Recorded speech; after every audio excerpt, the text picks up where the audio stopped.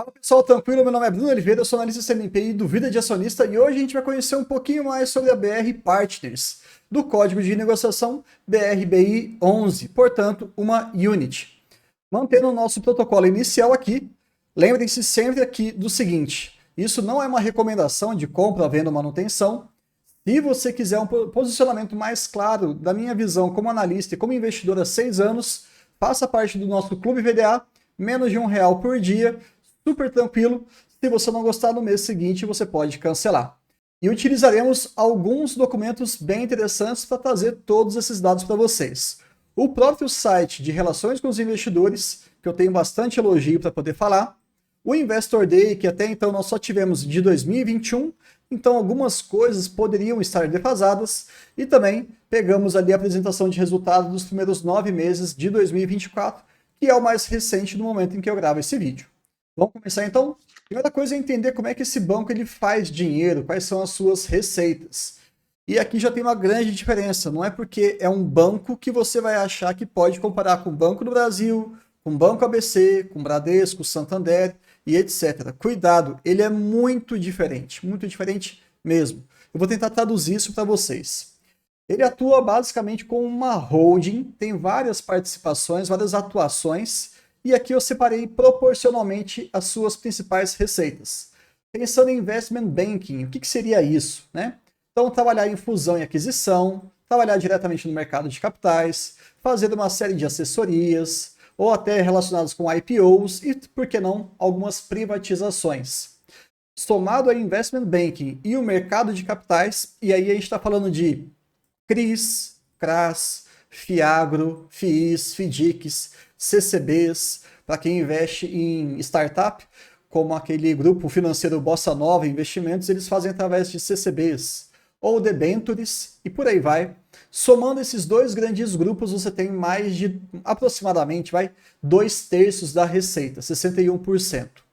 O segundo grupo de receita mais forte é a parte de capital, né? Aqui é a parte de funding, de captação de dinheiro. Então a gente pode ter ali algumas informações muito ligadas a co-investimentos, principalmente relacionados a títulos privados.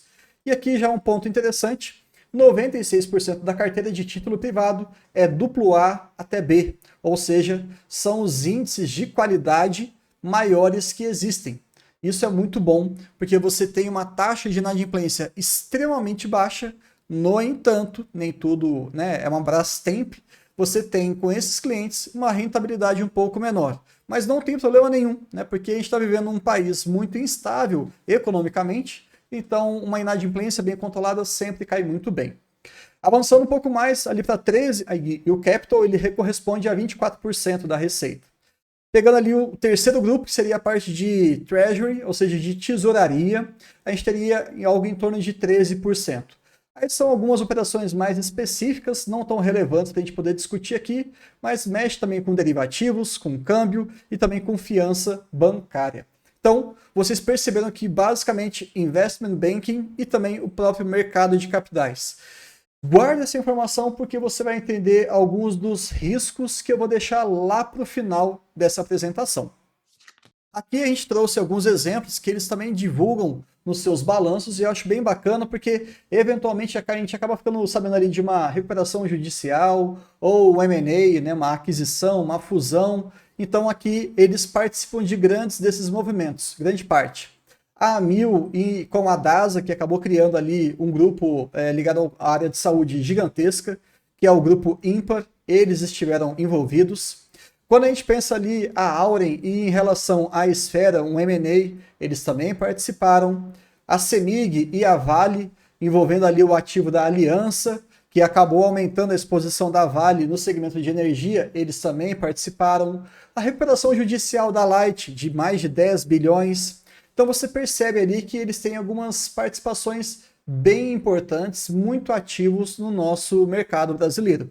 Isso é bacana, porque a gente precisa de uma instituição para pensar em investimento que realmente seja atuante naquilo que ela se propõe.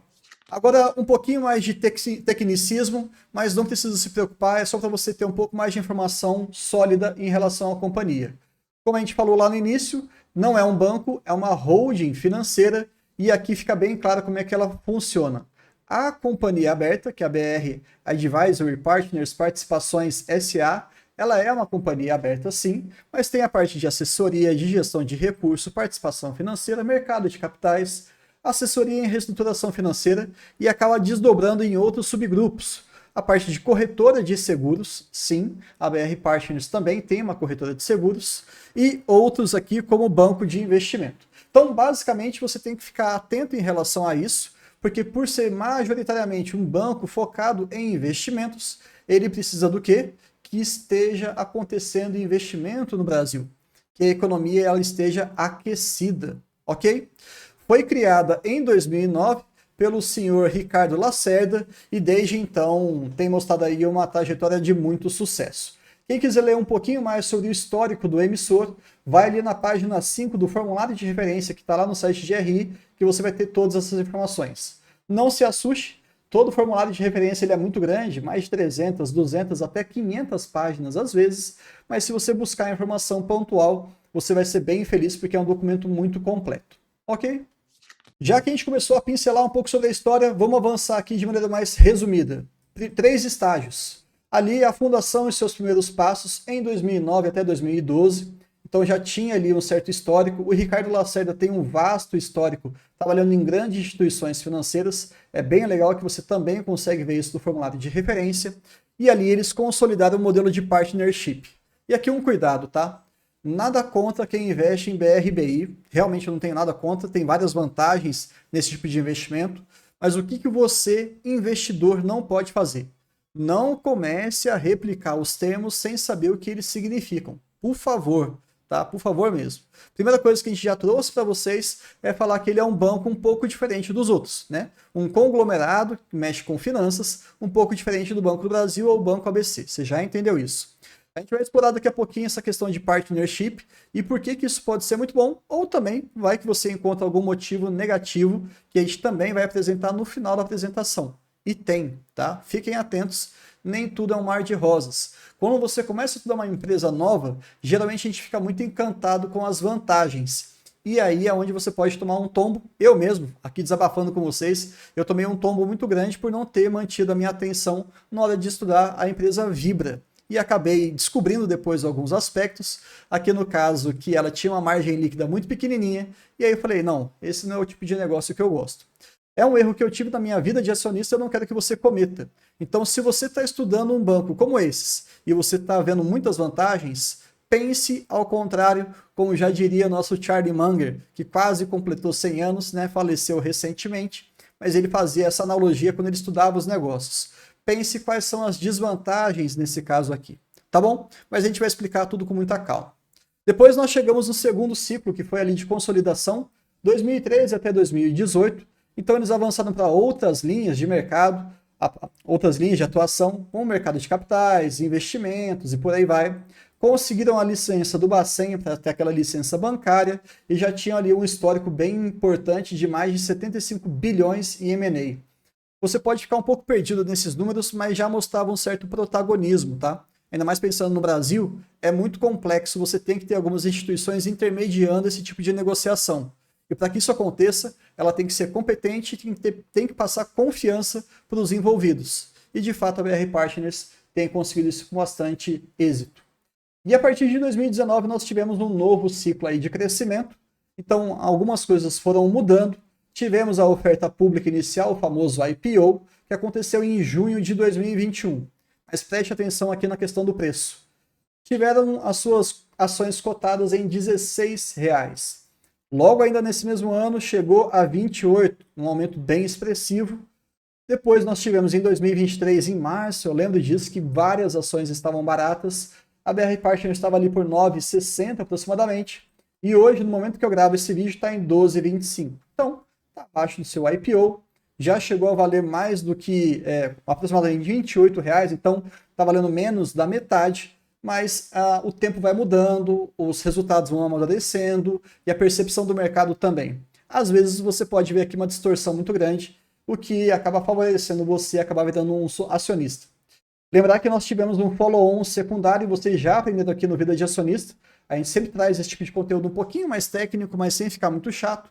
Um follow-on secundário nada mais é do que o próprio controlador, geralmente ele faz isso, ele desova suas ações no mercado de livre circulação e ele vai recuperar o seu investimento. No caso aqui, nós tivemos com os investidores lá do início, eles acabaram vendendo parte da sua posição e aumentou então a parte do free float e também dos funcionários, né, os sócios, que também ali eles fazem parte do insider ownership, tá? Basicamente é isso. Os investidores lá do ciclo anterior viram que realmente a empresa se multiplicou em termos de valor, pegaram o dinheiro de volta com lucro e entregaram isso tanto para o mercado quanto para os seus sócios atuais. E agora a gente vai falar basicamente sobre o modelo de partnership, mas fiquem muito atentos com isso, tá? Tem muita empresa, mas muita empresa que vem com esse discurso de partnership e às vezes não é o que acontece, tá? É uma forma que encanta os novos funcionários, os novos colaboradores, eles entregam muito, mas muito, muito, muito. E na hora de ver realmente se vai existir essa contrapartida, né, de você ser um participante, né, um sócio desse negócio, meio que talvez isso não apareça tanto, então gera muita frustração em alguns casos. Mas fiquem atentos, porque como que a gente vai avaliar se isso está acontecendo ou não? Bom, uma forma muito simples, e não é à toa de eles divulgarem esse número, é só você olhar o número de sócios. Em 2020, eram 18. E em 2024, 35. Então, praticamente dobrou a quantidade. Como é que funciona isso aqui? E essa informação você encontra, tá? Essa definição você encontra no site da própria BR Partners. Lembra? Lá no glossário você vai ter muito termo em inglês traduzido. E esse foi um comprometimento muito bacana que eles tiveram com os investidores, pessoa física principalmente. É uma quantidade bem pequena, abaixo de 40 mil acionistas, mas eles tiveram esse cuidado de explicar ali cada um dos termos, até aplicando ao próprio negócio. Então fica bem fácil de entender. Mas em linhas gerais, a gente não precisa ler tudo isso aqui. Todos os funcionários da companhia, todos, após cumprirem alguns critérios de entrada, às vezes de desempenho e tudo mais, se tornam elegíveis a se tornarem sócios da companhia. Isso faz com que você se sinta dono daquele negócio. Não majoritário, né, mas você tem uma participação muito relevante. É uma forma inteligente de você reter um talento, muito inteligente e relativamente barata. Olha, eu te dou um pedacinho aqui do bolo, mas você me ajuda a continuar fazendo isso aqui crescer.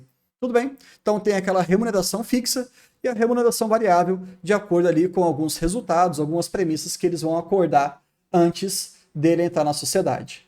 Acho bem interessante esse modelo, mas a gente tem que ficar bem atento. Tá bom? Vamos avançar mais um pouquinho aqui. E a gente vai chegar então na estrutura acionária, que é basicamente a materialização do que a gente está falando até então. Aqui os administradores partnership, eles têm 76% das ações ON, então são eles que realmente definem como é que a banda toca por lá. Eles têm poucas PN e Unit também, eles têm a mesma quantidade. Por quê? A Unit ela é formada por uma ação ON e duas PN. E as ações aqui elas são negociadas basicamente, pelo menos no mercado livre, né?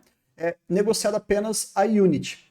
Eles têm algumas ONs que estão separadas, mas todas as PNs estão inseridas nas Units. Você lembra muito bem, quem faz parte do nosso Clube VDA, geralmente a gente faz um mini curso sobre o ABC da Bolsa. E recentemente eu montei um vídeo mostrando os tipos de ações. Que muita gente vai falar, Bruno, tem ON, PN, a ON faz a votação, a PN recebe mais 10%, a Unit não é, ação é um pacote e tudo mais. Só que a gente avança muito, muito, muito além disso. A gente explica que nem sempre a PN vai ter os 10% a mais, quais são as outras vantagens. Existe um tipo de ação que se chama ação de fruição.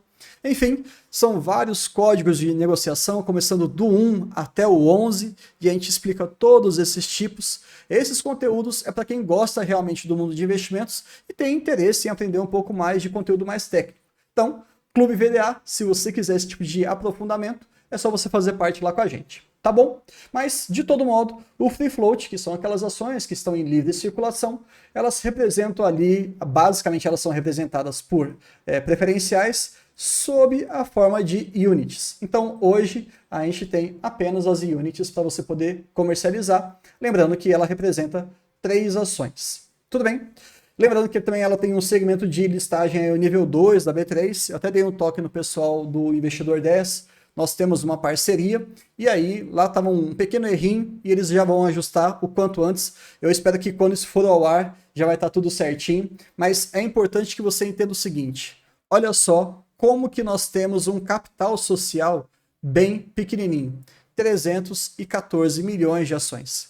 Quando você olha para a instituição financeira, outras listadas no Brasil, você vê patamares de bilhões, 2, 3, 4, 5, até às vezes próximos a 10 bilhões de ações. Uma empresa pequena como essa, com um capital social, com poucas ações, isso traz para a gente algumas percepções indiretas, subjetivas, e talvez nesse patamar de preço e com tudo ainda que eu vou mostrar para vocês, talvez se encaixe na sua carteira. Mais uma ressalva, toda instituição financeira, pequena ou média no Brasil, apresenta uma chance muito grande de quebrar. Tá? Tome cuidado com isso. O Brasil mói, arrebenta instituições financeiras pequenas e médias. Isso é um dado histórico. Estou falando que vai acontecer com o BRBI de jeito nenhum, mas esteja atento a isso. O outro ponto muito fundamental é que quando você está no setor financeiro, o seu tamanho te traz resiliência, capacidade de se adaptar ao contexto macroeconômico. Nós vivemos uma montanha-russa de Selic, então bancos menores tendem a oscilar bastante o seu resultado diante dessas variações ou a permanência de uma Selic muito elevada. Aqui são alguns pontos de atenção para vocês. Mas vamos avançar mais um pouco. Como eu já tinha falado para vocês, né, 35 mil investidores, pessoa física, 373 pessoas jurídicas e institucionais 74. Só a título de comparação, porque às vezes a gente não tem nenhuma noção do quanto que isso é pequeno ou grande, eu coloquei aqui do Banco do Brasil, pessoas físicas a gente tem mais de 1 milhão de investidores, né? Isso dá um tamanho, sei lá, de mais de 30 vezes. Pessoas jurídicas também é muito mais, institucionais também nesse compara. Então, de fato, BRBI está fora do radar de muita gente grande. Isso pode ser uma vantagem boa para nós que somos investidores pessoas físicas. Muitas vezes, gestores não conseguem se expor a BRBI, dado o seu tamanho ser tão pequenininho assim. Então, quem sabe não tem algum valor oculto por aí. Agora, para a gente finalizar, né, esse caminho todo que a gente está fazendo em relação ao BRBI, eu vou trazer algumas considerações em relação aos 9 meses de 2024. Não vai ser uma análise trimestral, vai ser só um en passant, uma coisa bem rapidona mesmo, para a gente pincelar algumas questões, porque a gente já entendeu boa parte da sua subjetividade, como ganha dinheiro, quem são os controladores, como é que funciona a companhia, alguns riscos, as suas ações e por aí vai. Vamos olhar aqui a questão da receita, olhando sempre o terceiro trimestre de 24. Cresceu quase 50% em relação ao ano passado, e o lucro líquido, desse aqui de cima, cresceu 24%, quase 25%. Quando a receita cresce mais do que o lucro, você tem uma margem líquida menor. Lembre-se disso. Mas ainda assim num patamar muito, muito grande. 31% é de se invejar. Ano passado eles estavam com 36% aproximadamente de margem líquida e agora está em 34%. Então está crescendo demais, mantendo uma boa margem, está tudo certo, pelo menos na minha visão. Outro ponto interessante que a gente tem que tomar cuidado, índice de eficiência 40%, julgo eu que é um índice relativamente ok. Gostaria de ver isso abaixo de 40%. Não acho que é uma vantagem tão grande quando a gente compara com o Banco do Brasil, que é 20 e poucos por cento, né? Mas lembra, totalmente diferente. Então fica complicado você fazer essa comparação, mas fica como sugestão para você acompanhar ao longo dos trimestres como é que o índice de eficiência se comporta, tá? Se ficar sempre abaixo de 40, ou muito próximo, pelo menos, né? 40, qualquer coisa e tudo mais, tá ok, não vamos brigar muito não, isso aqui dá para aceitar numa boa. Um outro ponto aqui que é legal a gente olhar é o ROI. O ROI está fechando acima de 20% e vocês sabem como é que eu gosto disso. Uma instituição financeira que tem um ROI gerando na casa de 23%, 24% é extremamente rentável. Não tem jeito, não tem como negar, tá? Quando a gente pega alguns outros bancos que têm um ROI abaixo de 10%, dá vontade de chorar. Por que eu falo isso? Como a Selic caminhando para 15%, pensa só, se você está rentabilizando 9%, e obviamente que isso aí vai ter uma certa limitação diante de toda a sua estrutura. e você pode aplicar tudo na plataforma do Tesouro Direto, te trazendo bruto 15%, 14%, é um banco que é menos eficiente do que o próprio título público. É horroroso isso. Agora, quando você encontra um BRBI, um Banco do Brasil, um Itaú com ROIs acima de 20%, você fala, opa, né, existe o risco de ser uma iniciativa privada, ok, não tem problema, né, mas está trazendo um retorno bem interessante para o acionista. Isso é bacana. E aqui um quesito de qualidade, que é o índice de Basileia. A gente sabe que é interessante trabalhar de 11% no mínimo até algo em torno de 14%, pegando os bancos, né, os bancos múltiplos, que a gente já conhece, mas aqui o BRBI está na casa dos seus 25%. Ou seja, isso traz para a gente uma série de questões para poder avaliar direitinho ele e não vai achando que isso aqui é necessariamente um ponto positivo. Necessariamente não, mas nós preferimos sempre um índice de Basileia muito maior do que naquele limite inferior regulatório, sem dúvida nenhuma. Ou seja, fazendo um ajuste aqui de capital, há uma possibilidade de continuar remunerando bem os seus acionistas sem comprometer o índice de Basileia. Isso é bem bacana, tá? Então, fiquemos de olho nisso aqui, como é que vai se comportar também nos próximos trimestres. Aqui eu peguei basicamente o gráfico que a gente falou lá no início sobre a distribuição da receita, só para materializar para vocês um outro aspecto. Geralmente, investment banking e capital market, mercado de capitais, né? Geralmente trabalha ali em torno dos seus 60% da receita. Ou seja, você tem que conhecer quais são as variáveis dessas linhas aqui, porque elas respondem mais da metade, tá? Não tem jeito. No segundo caso aqui, que é receita de capital, ou capital, como a gente tinha visto ali, de fato gira em torno dos seus 20% a 25%, na média, pelo menos. Então você também tem que entender dessas linhas aqui. A gente está falando de mais de 80%, 85% do negócio. As outras participações, então, tesouraria, gestão de patrimônio, wealth, né? O wealth, se eu não me engano, é 2% só da receita. Isso é bacana ter, porque isso vai trazer um pouquinho de diversificação, mas está longe de ser algo relevante para o negócio. E é justamente na compreensão dessas duas linhas de receita que você tem que ficar atento, porque existem alguns riscos muito significativos. E aí, talvez, é só uma projeção, uma perspectiva, talvez esses resultados extremamente expressivos dos últimos anos, eles acabem sofrendo uma pequena redução. Não vai ser o fim dos tempos. É só uma exposição que ela é sazonal, tá bom? Aqui eu tento materializar para vocês, olhando basicamente uma das linhas do Investment Banking que a gente acabou de falar que está relacionado ao mercado de M&A. Então, percebam como eu estou falando muito termo em inglês, mas é porque a empresa usa isso também. Fusões e aquisições, tá? Olha o comportamento da Selic, que nós temos aí a cada 45 dias, 40 e poucos dias, sendo divulgado um novo valor, e aí você consegue ver como é que o volume de transações nesse segmento acontece no Brasil. Não é da companhia que a BR Partners está associada, mas é o cenário onde ela está inserida. Uma Selic de 6,5, você tem um valor ali razoável em bilhões. Caiu um pouquinho a Selic, você vê que subiu um pouquinho essas transações. 2021, nós passamos ali por um negócio surreal, né? Um valor até muito mínimo, completamente fora da nossa realidade, mas você conseguiu acumular para 2021 uma explosão de M&As e outros eventos no mercado, fazendo então com que você tivesse um recorde de 482 bilhões. No entanto, de 2022 para frente, nós estamos lidando ali com uma Selic de 2 dígitos. E olha o que acabou acontecendo. O mercado de M&A, ele está realmente muito desaquecido. Então existe sim, ela não é exata, existe uma certa defasagem temporal aí, mas quando você tem uma Selic baixa, M&A geralmente tende a ser um pouco maior. Quando você tem uma Selic maior, você tem uma chance de M&As menores. E BRBI está exposto a isso. Então um cenário de Selic elevada durante muito tempo ouça essa palavra, tende a pressionar os seus resultados. Então, só ficar atento, tá? Porque se você ficar olhando os últimos anos, talvez você se frustre daqui a pouco, daqui para frente. Eu acho que ainda assim apresenta uma boa rentabilidade, porque ela tem várias outras linhas de negócios. Mas aqui você tem que ficar atento para não achar que vai continuar crescendo em linha reta, né? Por favor. Pegando aqui os dados, e esse é o último slide que a gente vai conversar hoje, lembrando que isso aqui é regime caixa, Então não é em relação ao exercício daquele ano, mas sim quando é que ele foi pago para o acionista, tá?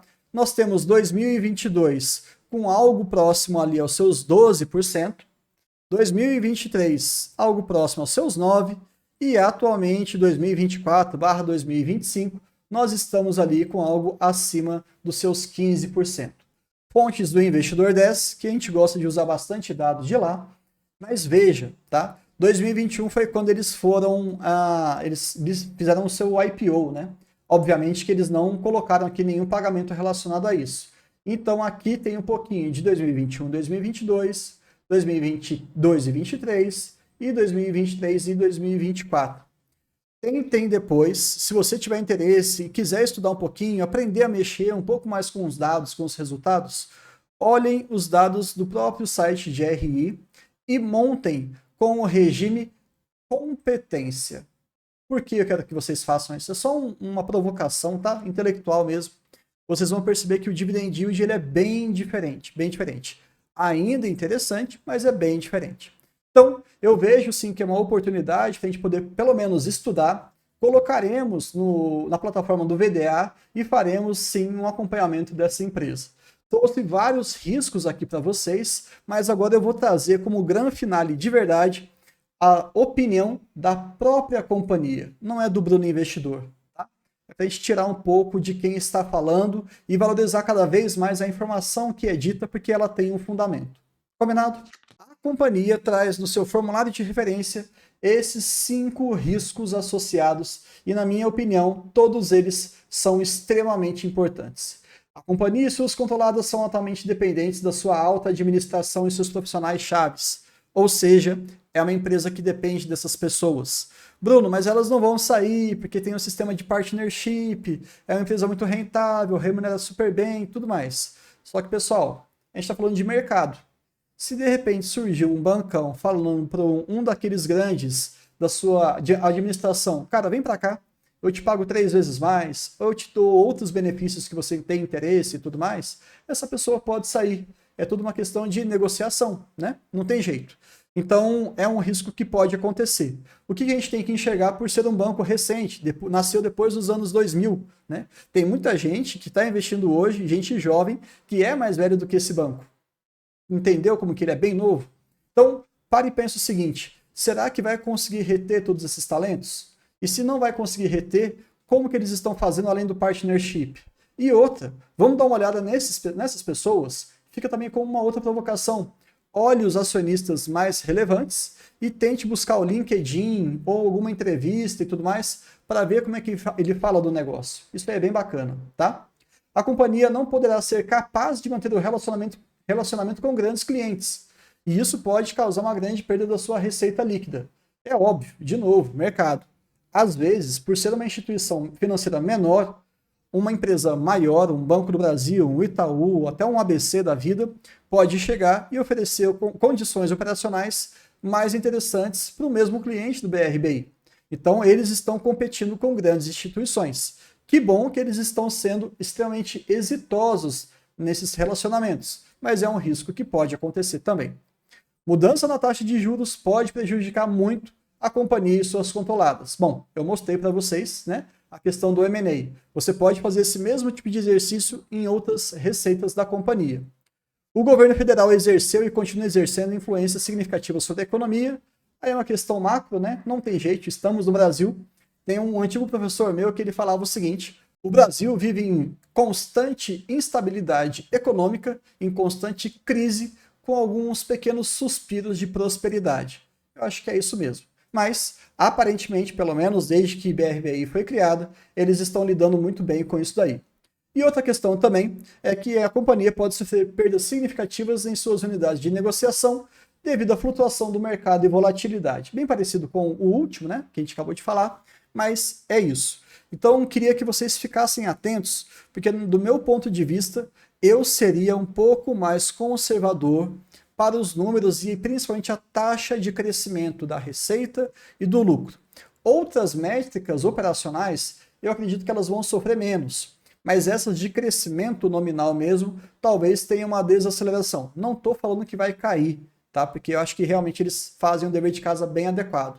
mas se você for projetar alguma coisa, projete ali com uma margem de segurança mais interessante. Porque nesse momento, a última coisa que a gente vai ter de 2025 e 2026 são grandes M&As, são grandes IPOs, eu acho que não vai ter nenhum esse ano ainda, é mais fácil até ter fechamento de capital do que IPO, então algumas situações favoráveis para a BRBI poder participar, para articular esse tipo de movimento financeiro, talvez fique um pouco mais escasso. E aí a gente tem que ver como é que eles vão se sair nesse contexto. Tudo bem? Espero que vocês tenham gostado e até o próximo vídeo.